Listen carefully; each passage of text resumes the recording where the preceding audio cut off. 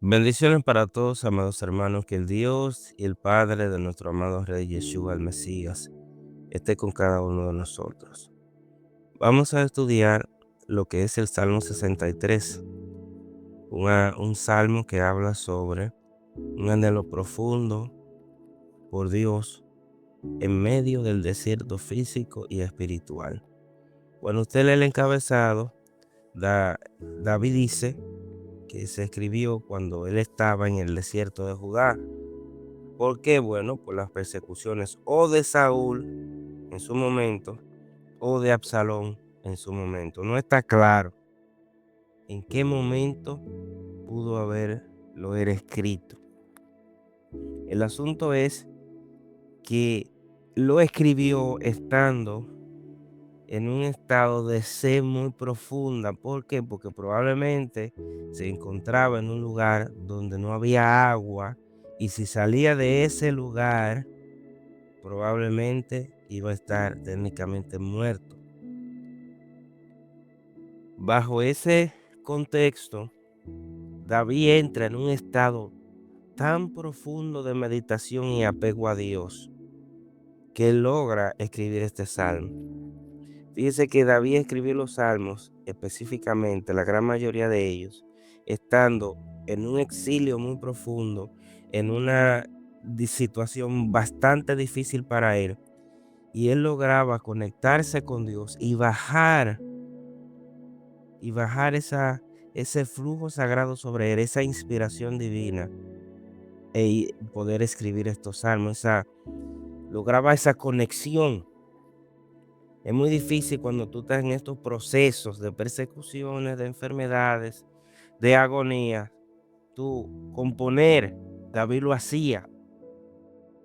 David lo hacía. ¿Cómo tú te inspiras en los procesos más difíciles? Son cosas muy complicadas.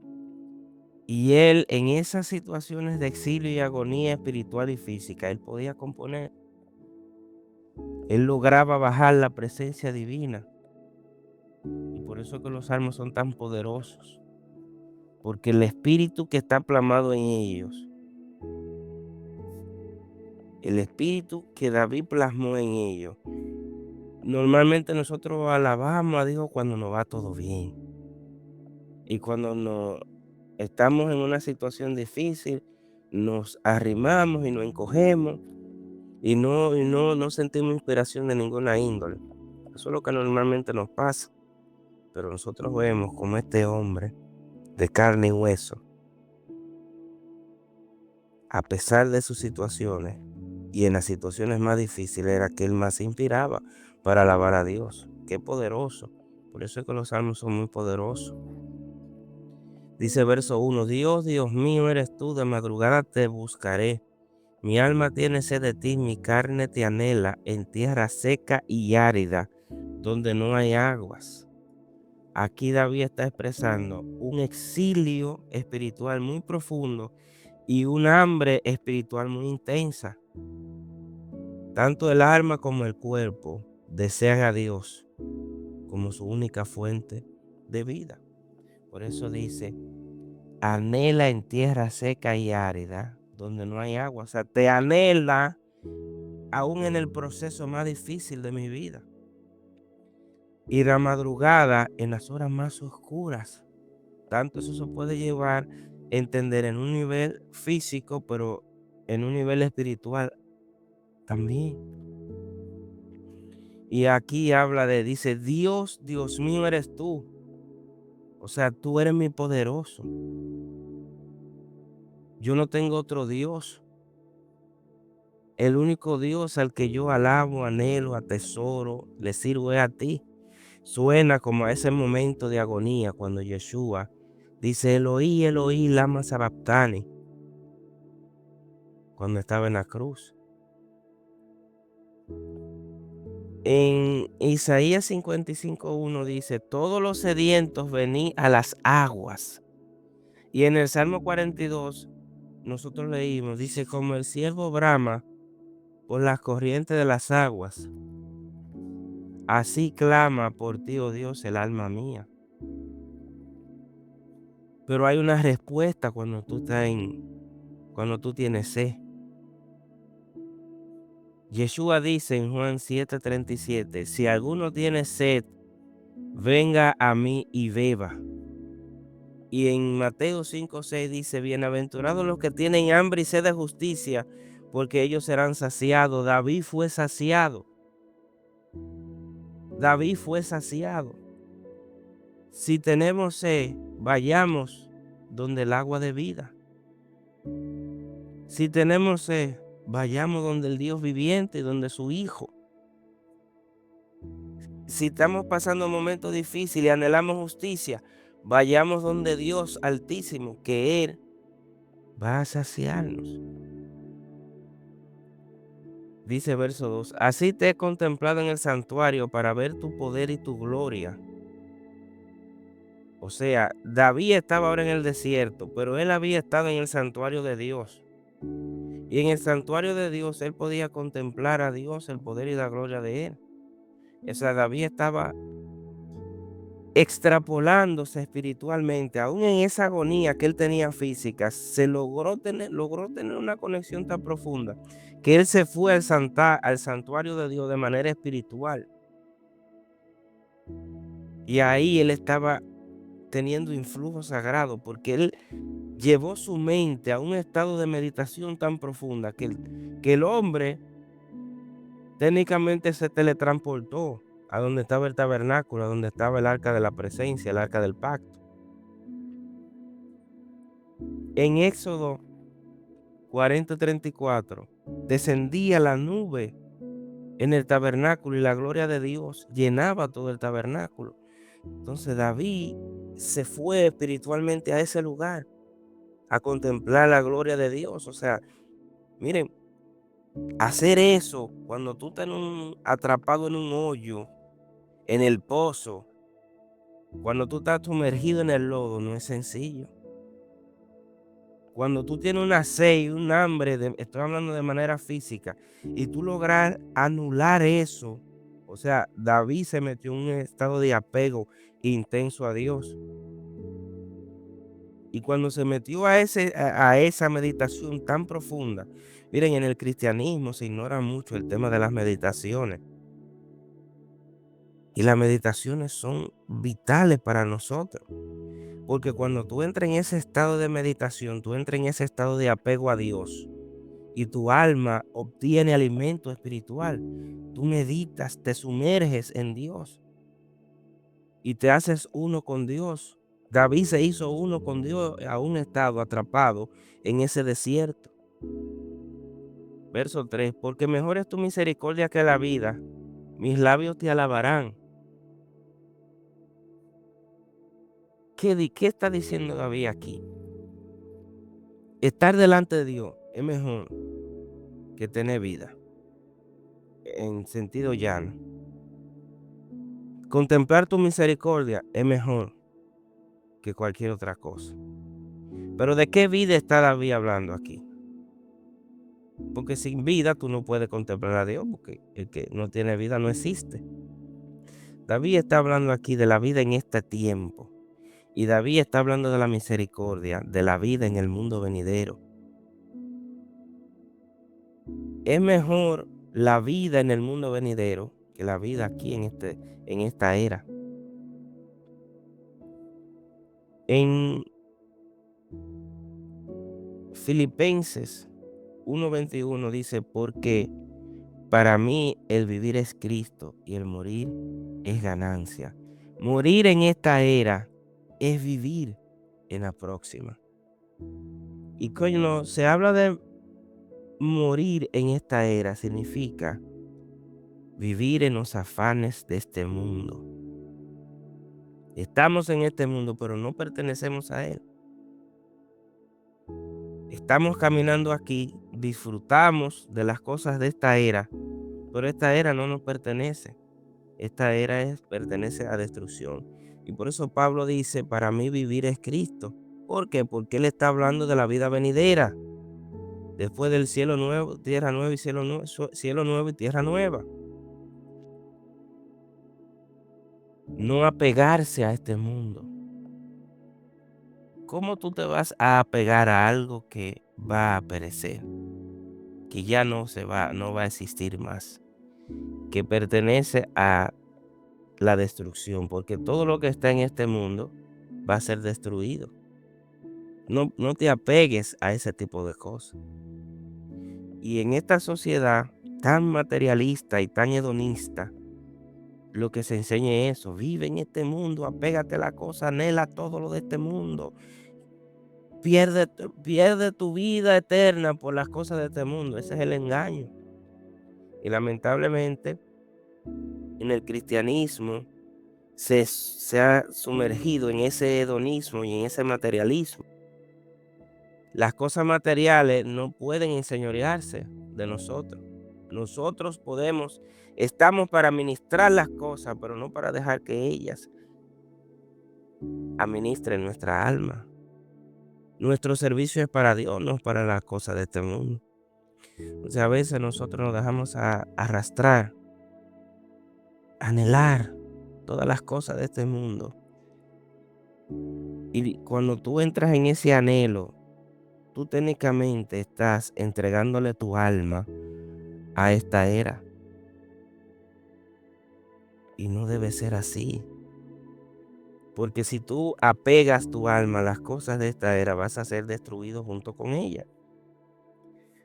Versos 4 y 5. Así te bendeciré en mi vida. En tu nombre alzaré mis manos. Como de meollo y de grosura será saciada mi alma. Y con labios de júbilo te alabará mi boca. Aquí hay una adoración física y espiritual. Manos levantadas, boca alabando, alma saciada. ¿A qué se refiere esto? Si tú lo analizas de manera profunda, esa plenitud solo se puede dar en el Mesías. Solo en el Mesías tú puedes entrar en esa plenitud, física y espiritualmente. En Nehemías 8:10 te dice: el gozo del Señor es vuestra fortaleza. Cuando tú estás en el gozo de Dios, eso es lo que te trae fortaleza, amado hermano. Cuando tú comes de ese pan de vida, tú nunca vas a tener hambre. Cuando tú estás lleno del Espíritu, hay gozo. Cualquier adversidad, tú asaltas los muros, derriba muros. Pero si tú no estás fortalecido en el Espíritu, si tú no estás en la plenitud del Mesías, si tú no estás en el gozo del Señor, si tú no comes de ese pan de vida, el mundo te va a arropar, te va a destruir, va a contaminar tu alma, vas a crear un apego a este tiempo y te va a ser difícil entrar al mundo venidero. Te va a ser difícil, muy difícil, porque el alma se alimenta de algo. O tú te alimentas de Dios y le sirves solo a Él, o tú le sirves las riquezas de este mundo. No hay dos cosas al mismo tiempo. El dualismo no existe. En la Biblia, ese dualismo de que tú puedes servirle a Dios y a la riqueza al mismo tiempo, eso no existe. Por eso muchas iglesias están pereciendo espiritualmente, porque no tienen ese apego a Dios. Y todo lo de esas iglesias es el apego al mundo. Se dejan enseñorear de las cosas del mundo. Y no hay discípulos, ni siquiera creyentes. Hay personas que van a congregarse y socializar con una comunidad de otras personas que se identifican con lo mismo, pero sus almas están muy lejos de Dios. Verso 6. Cuando me acuerde de ti en mi lecho, cuando medite en ti en las vigilias de la noche. Aquí está David en una meditación nocturna. La meditación nocturna debe ser un hábito para los justos, una práctica diaria para nosotros, los justos, los discípulos de Yeshua, los que esperamos en Dios. Dice: cuando medite en ti en las vigilias de la noche. David está buscando ese pan en la meditación. En el Salmo 1 te dice que el justo medita en la ley de Dios de día y de noche. Y Yeshua pasaba las noches orando. ¿Qué meditaba? ¿Qué es lo que nosotros tenemos que meditar? Lo que servimos a Dios, los discípulos de Yeshua, el Mesías, los que estamos apegados a Dios, ¿de qué es lo que nosotros tenemos que meditar? En la jipeta que me voy a comprar, en el dinero que me voy a ganar, en el futuro negocio que voy a poner,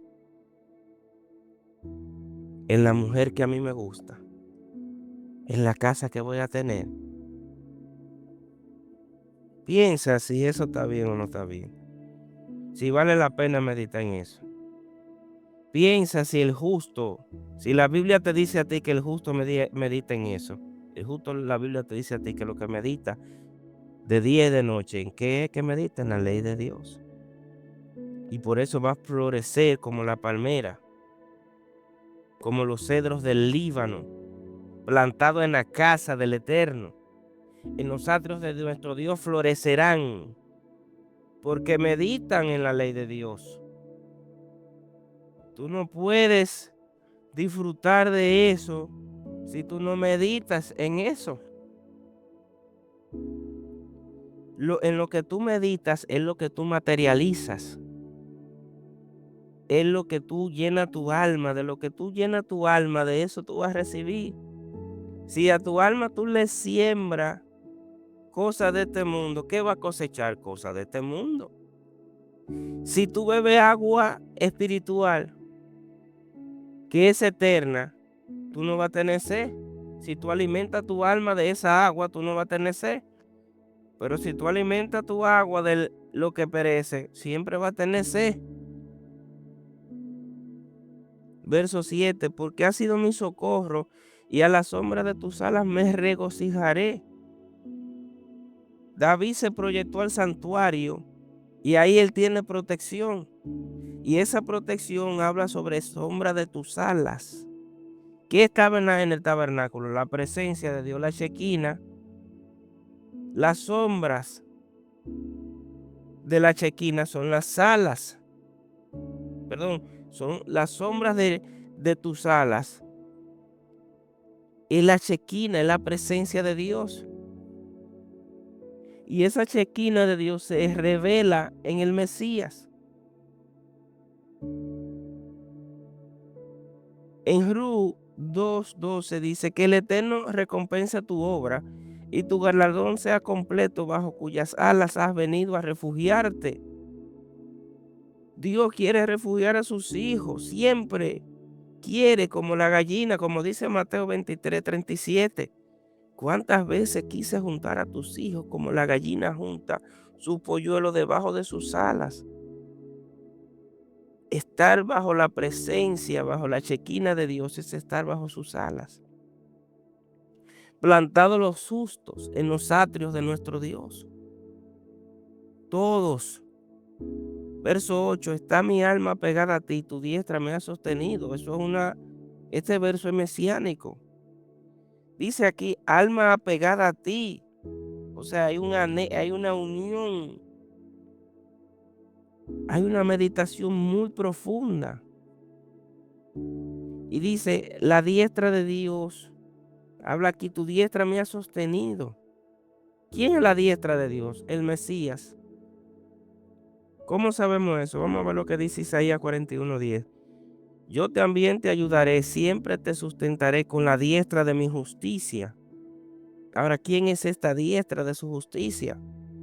En Hechos 7:55-56 dice,